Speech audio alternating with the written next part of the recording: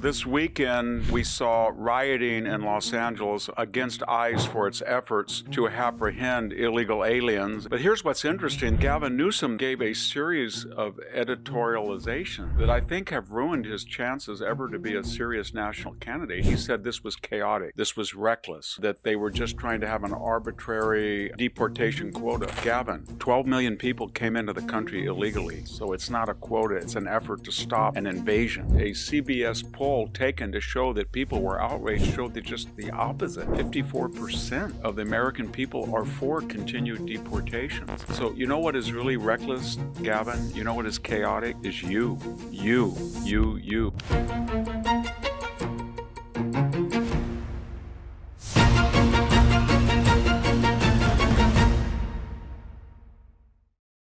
America is going through a higher education transformation where students are realizing that what they want and need is a place that doesn't stifle their intellectual freedom. Standing out among the few graduate programs that value viewpoint diversity is Pepperdine's University School of Public Policy, where I've taught the last 2 years. Their Master's of Public Policy is both applied and practical, preparing the next generation of leaders to participate in government agencies, the business sector, and think tanks. Pursue your MPP at Pepperdine. Daily Signal listeners qualify for an automatic 50 to 75% tuition scholarship and can learn more at go.pepperdine.edu/Daily Signal. It's go.pepperdine.edu/Daily Signal. Hello, this is Victor Davis Hanson for the Daily Signal. This weekend, we saw rioting in Los Angeles against ICE for its efforts to apprehend illegal aliens and employers who were hiring illegal aliens. And the riots started out initially without very many numbers, but then they turned violent. And by violence, I would define that as throwing rocks at cars, torching cars, defacing government buildings, and attacking law enforcement. But here's what's interesting. The mayor, Karen Bass, came down in her public comments on the side of the protesters who were protesting the idea of deportation at all, kind of like Kamala Harris used to march against deportation. And Gavin Newsom then gave a series of editorializations that I think have ruined his chances ever to be a serious national candidate. He said this was chaotic, this was reckless, and he said that they were just trying to have an arbitrary deportation quota.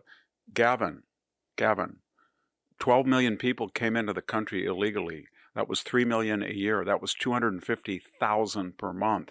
That was over 8,000 a day. They have not been able to deport more than 1,000 on most days, sometimes 500. They would have to deport 8,000 people every single day for 4 years to get back where we were with 20 million illegal aliens when Joe Biden entered office. So it's not a quota, it's an effort to stop an invasion. And it's a very funny invasion because now Gavin is mad that they nationalized the California Guard. Trump has that ability. And people said, no president, they have to request it. No, they don't. You think that JFK said to George Wallace when he nationalized the Alabama National Guard, said, would you please let us nationalize your guard so you can be removed from stopping African-American people going to the University of Alabama? No.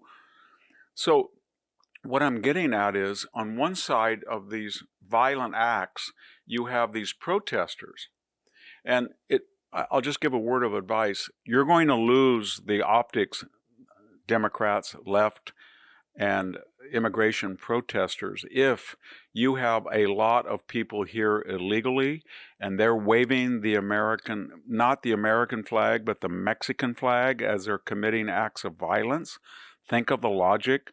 I am waving the flag of the country. Under no circumstances I want to return, but I am attacking the officers and the infrastructure of the country that under every circumstance I want to stay in. That might explain why in the midst of all of this negative publicity, a CBS poll taken to show that people were outraged showed that just the opposite. 54% of the American people are for continued deportations. So you know what is really reckless, Gavin? You know what is chaotic? Is you. You did not intervene to stop the violence. Donald Trump does not want to see a May, June, July, August, September 2020. $2 billion in property damage, 35 people killed, 1,500 officers assaulted, $14,000 arrest, precinct burned, courthouse burned, historic church burned. He doesn't want to see that.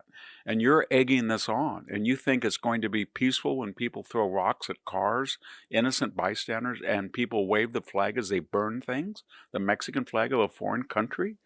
You undermining your own argument. And what is your argument? I don't know what it is. What is your argument, Karen Bass, your mayor? Now that you're not in Ghana and you're here in the United States during a burning, is it burning is okay, whether it's burning a car or burning a whole neighborhood down, and you don't act? And it was pathetic. The chief of police of Los Angeles, I felt like it was some Soviet apparatchik. He was saying, there is no violence, that we are very proud of First Amendment. And it's like, I was given a text that my job is in danger probably if I say the truth, because meanwhile the LA County Sheriff was saying, we're going to warn you that we will stop this and we will make arrests and we will use tear gas. And apparently they saw a different riot and they were more in charge of that area of the rioting than the Los Angeles Police Department. But I guess Mayor Bass, they're scared, the LA police chief and the police hierarchy, because they see that when the fire chief objected to Mayor Bass being on, I don't know, a junket, or the deputy mayor being arrested for phoning in a bomb threat, or the water and power director leaving a reservoir that was critical to the survival of Pacific Palisades empty and unattended for months, and fire hydrants not working, and they fired her. So I guess this police chief says, if I tell the truth that these people are violent and they are assaulting officers and the mayor is doing nothing and the governor is doing nothing, I will be fired. So I will lie and say I am really impressed by the restraint of the protesters. Final bottom line. If you take an oath to enforce the laws of your state or the country, and you see people swarming detention centers, swarming the streets, obstructing traffic, burning cars, trying to injure people with rocks, and you do nothing, then you are forsaking your oath of office. And secondly, Mayor Bass, Governor Newsom, would you please tell us, what is your position on 12 million people who entered the United States illegally, who are residing illegally at a time when the country is running a $2 trillion deficit, and your state at one point recently owed $75 billion that it did not have?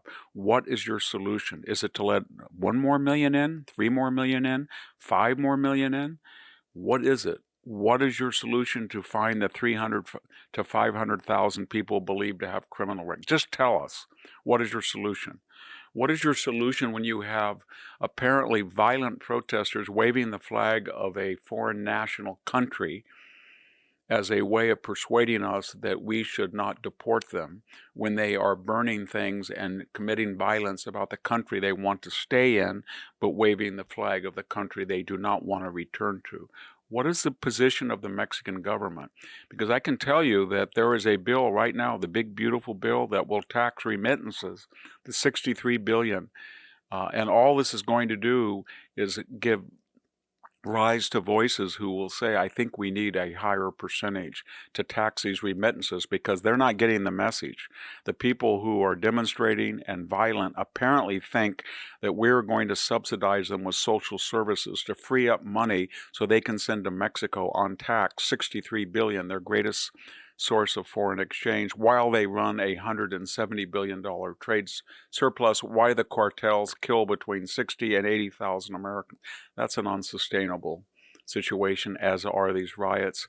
Bottom line, I think, Gavin Newsom, you took your recent effort to be moderate, centrist, your podcast, and you lit a fuse and you blew it up. Nobody in their right mind would ever vote for you for anything after you went into a volatile, dangerous situation and tried to pour gasoline on it by essentially saying you, the governor, will not do anything to restore order or quiet, and you sided with people who are committing violence against their fellow residents of Los Angeles. This is Victor Davis Hanson for the Daily Signal. Thank you for tuning in to the Daily Signal. Please like, share, and subscribe to be notified for more content like this. You can also check out my own website at victorhanson.com and subscribe for exclusive features in addition.